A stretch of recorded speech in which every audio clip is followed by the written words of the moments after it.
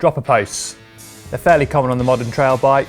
Pretty obvious why. You can drop the seat, it gets it out of the way on descent, and it makes it easier to move the bike from side to side when things get gnarly. Where they're not so common is on a cross-country bike. The reason again is pretty obvious, and I include myself in this, that cross-country racers are pretty paranoid about weight. But with tracks getting more and more technical, especially this year, we've started to see drop posts appearing in the World Cup cross-country scene. The most famous example probably is Julien Absalon, who's been using a drop post to pretty good effect in the 2016 World Cup. So with that in mind, I wanted to test whether I'd be faster with my fixed, lightweight regular post, or whether I'd be faster with a heavier but better handling drop post in a cross-country race situation. I used my long-term BMC Team Elite for the test. The Spec Carbon post weighed 203 grams and the Thomson Elite Dropper post weighed 585 grams, so a significant difference. The test would be fairly simple. Ride 2 different laps and see if I was faster with the dropper or without. The test took place at the Forest of Dean, using 2 laps I'm very familiar with. The first lap was a steep climb followed by a steep and loose descent through one of the downhill tracks. We called this the hilly lap.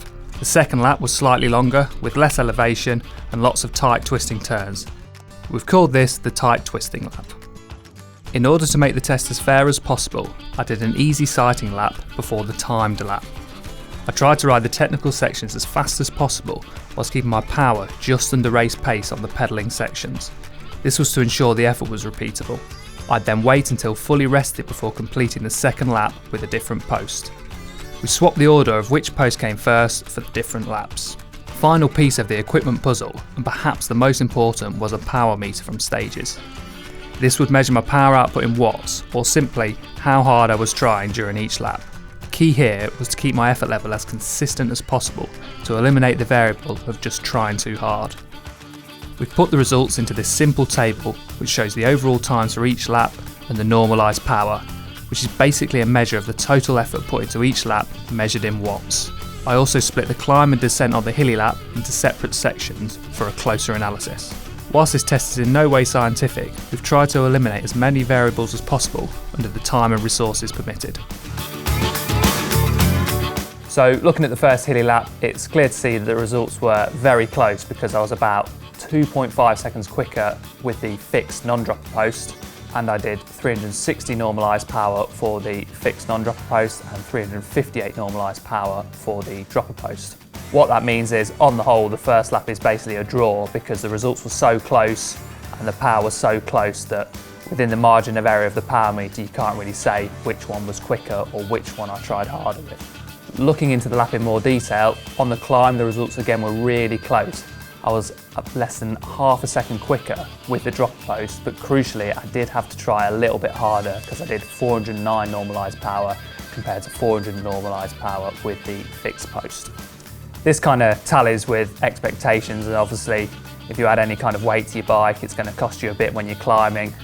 The drop post was 382 grams heavier than my regular post, so that's probably where the difference in power comes in. So that's kind of what I expected because, you know, it's been often known that any weight you add is going to cost you a bit on the climb, but what I was more interested in was the descent, where the results were a bit different.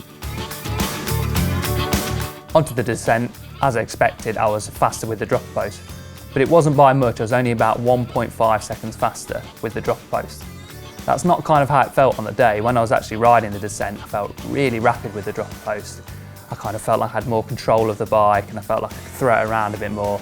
Whereas with the regular post, although I'm used to it, it did feel a bit more like I was on edge because I was pushing it pretty hard and I was on parts of the downhill track, so it's pretty rocky and gnarly.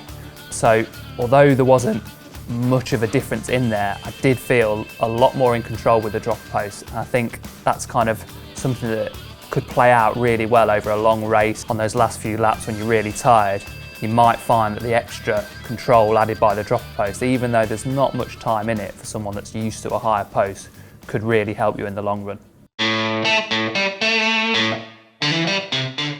Onto the flat twisting lap, and the results are a bit more interesting. I was around 16 seconds faster with the dropper post, but crucially my normalised power was 18 watts higher. So whether the increase in speed was down to me just trying harder as the normalised power was higher or the dropper post, it's quite hard to say. But what I did find on the lap was in the really tight bits where I was kind of diving into corners, we're in some really tight trees, is that I felt like I could put the power on a bit early with the dropper post, just because you can kind of manoeuvre the bike around a bit more. So I think maybe the higher normalised power could have been down to that fact that I could just put the power on a little bit later coming into the corner than a bit earlier coming out.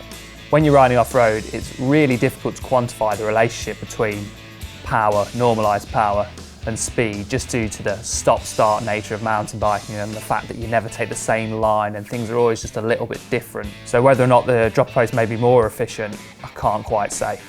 The only way to test this would be in future to do loads of laps until you get those power outputs really close. But obviously, again, with the very stop-start nature of mountain biking and the fact that you rarely get a chance to kind of look at the power meter because you're looking at what's going on, that'd be really hard to do. But hopefully something we'll try and do in future.